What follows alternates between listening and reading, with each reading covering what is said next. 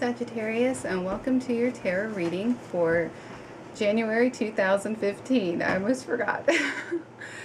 So anyways, this month I'm going to do something a little different. I'm going to do 3 cards for each week of the month instead of 1 like I did last month, and that way we get a little more of an in-depth reading for the whole month. For the first week, we have the 3 of Wands.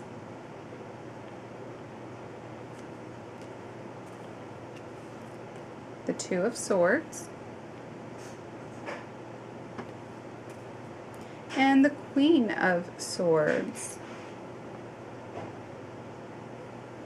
Okay, so with the 3 of Wands, this is a time period of waiting.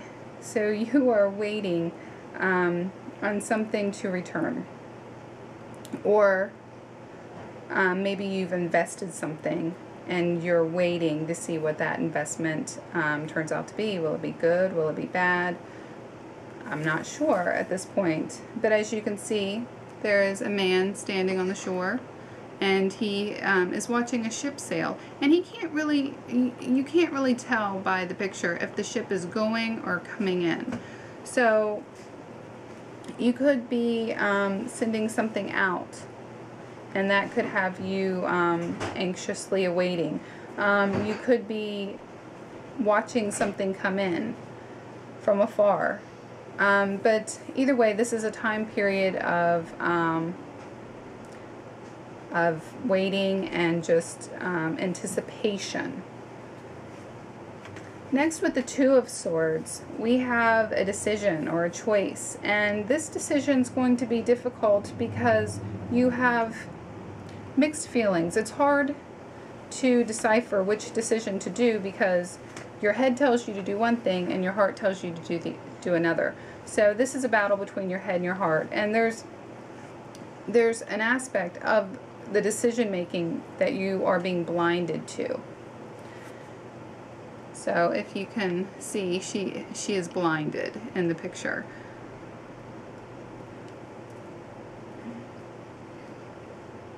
So that's going to be happening in the middle of the first week of January.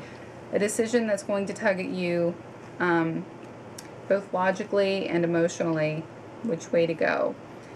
And then for the last, the end of the week, for the first week, we have the Queen of Swords. This is a character, and this could represent yourself or somebody that you know, but this is a character who is intelligent, quick-witted. They have perhaps a sharp tongue. They can be sarcastic. This person's been through a lot. They are very tough. They have a thick skin. And this card could represent a battle. It could be a battle between, you know, this character, whether it's you or somebody else, they are very willing and ready to fight, either on your behalf or on their own behalf. So this type of feminine character could be coming into play in the last part of the week, and you know, she might be defending you or defending herself if this is you. Either way, just you know that type of character, if it is not yourself, is coming into play, into effect at the end of the week. For the second week of January, we have the Ace of Cups, the 4 of Pentacles, and the 10 of Pentacles.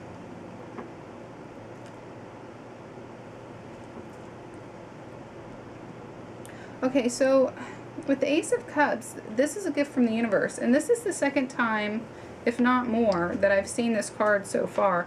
And so it might have something to do with planetary alignment that's affecting everything. And a lot of the times they'll affect people very similarly. So the Ace of Cups, that's always a great card to get from the universe. And it has to do with matters of the heart. So you should feel happy in the first half of the second week, and good things involving emotional matters should be happening. The second card is the Four of Pentacles. This symbolizes hoarding what you have. So this is a time where you're going to, you know, perhaps be counting your resources, your money or whatever, and holding on to it. Or maybe it's if it's not money, maybe it's your time and energy. Maybe you've felt like you've been spread too thin the past month or so, and you want to be a little selfish and hoard some time to yourself. Nothing, you know, or spend time to yourself. There's nothing wrong with that. Everybody needs that time in their life, if that's what it is for you. Either way, you are going to be holding on tightly to your resources, whether it's time, money, or energy. The third card for the second week is the Ten of Pentacles. This is a great card to get. Perhaps you are coming into an inheritance. If perhaps family is giving you money. It's usually a card dealing with inheritance, though, or money being passed down to you. Now, this could come from something bad. This could come from a death in the family. Hopefully that's not the case, though. And it doesn't necessarily have to be money, like I said. It's just resources. But if your family does own a business, this might be the time where they are handing it down to you. And keep in mind, this is a general reading, so these cards might hit and miss for you. But overall, they should play a part, even in little ways. So if your family does not own a business, it might be, at the very least, it could be advice that they're handing down to you. Somebody like the elder of the family might be giving you some good advice, some pearls of wisdom. For the third week of January, we start off with the Eight of Cups. And then the Devil card. If I remember correctly, last month, Sagittarius, you also got the Devil card. What have you guys been up to? And the last card for the third week is the Nine of Cups. Okay, so for the first part of the third week of January, with the Eight of Cups, this symbolizes you are ready to move on with something. You are ready to leave things behind and start a new journey. Perhaps there's been something going on in your life that you are just tired of. You're fed up with it and you're ready to move on. You're ready to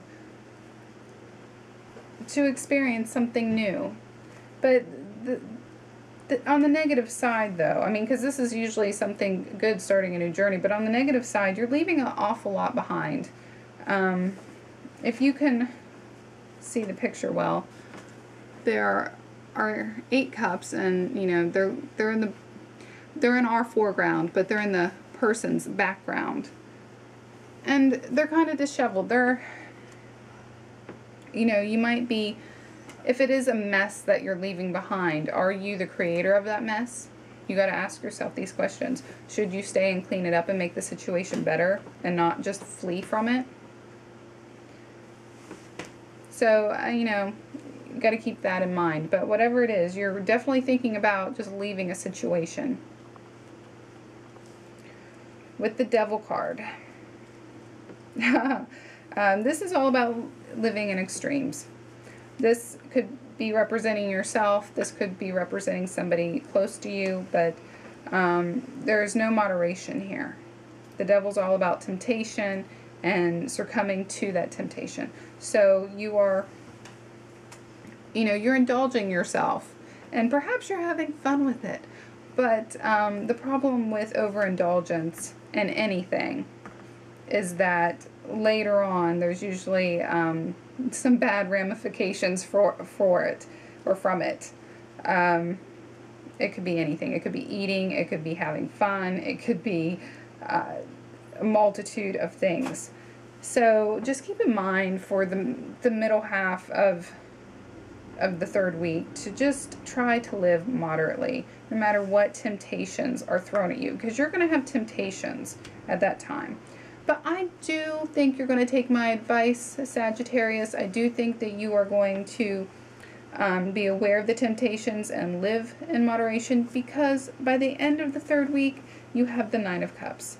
And this symbolizes happiness and abundance and your willingness to share it to everybody. When I see this card, I think about someone just, you know, in a celebration, and they say the drinks are on me, drinks for everyone. So, or what I just thought of is that what it could mean is that the temptation that you are having in the middle of the week to indulge could lead to indulging by the end of the week. So you might not take my advice on second thought, and you might be totally indulging on the abundance that you have, and having fun with it at that. So I don't know, we all have times like that. What can I say? For the last week of January, we have the Queen of Cups, the Hangman, or Hanging Man, and the Empress. Alright, so got some feminine energy going on for the last week of January. With the Queen of Cups, this is somebody who is emotional, who is sensitive.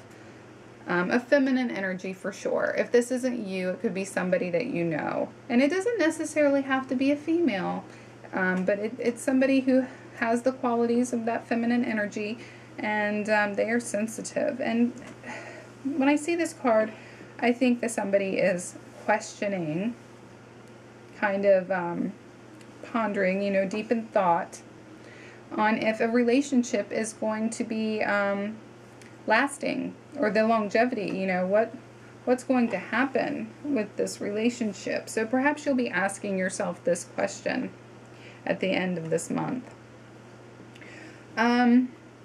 It could just mean that somebody, like a mother figure, is coming into your life. And it doesn't have to necessarily be your mother. It could just be that type of energy.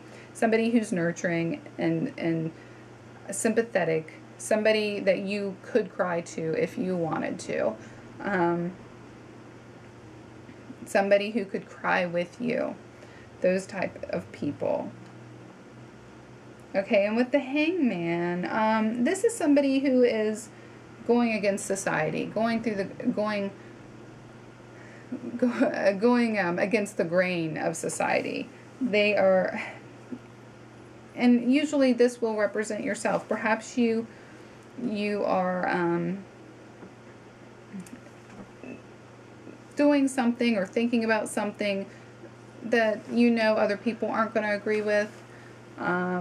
You're getting some flack from others that this isn't the right thing to do or the right way to go. Or perhaps you just need some time to think about things. A timeout. It's also a card that could symbolize enlightenment. You know, seeing things from a different perspective. So you might just be dwelling on things, pondering whether things are really how they are or should be, or anything like that. But again, it's usually something that's not very popular with society, and you're going against the grain, and you might be acting a little bit like a rebel for the middle half of the last week. For the end of the month, you get the Empress. This is Mother Earth. This is a mother figure. This is nurturing. This is love, encompassing all of it. It's all the elements coming in this feminine energy. So, great time to have a baby if you're trying to conceive. Great time to start a relationship. Somebody who's very wise and emotionally balanced and nurturing. It could be yourself feeling this way. It could be Mother Earth's energy just helping you out with the end of the month. It could be somebody that you know who envelops those qualities coming around you. So anyway, that's it for the whole month of January. If you found this helpful, Sagittarius, please give me a thumbs up and subscribe. And if this correlates with anything that happens to you in the month of January, please comment and let me know. I always love to hear things like that. And I hope that you guys have a happy new year. Bye.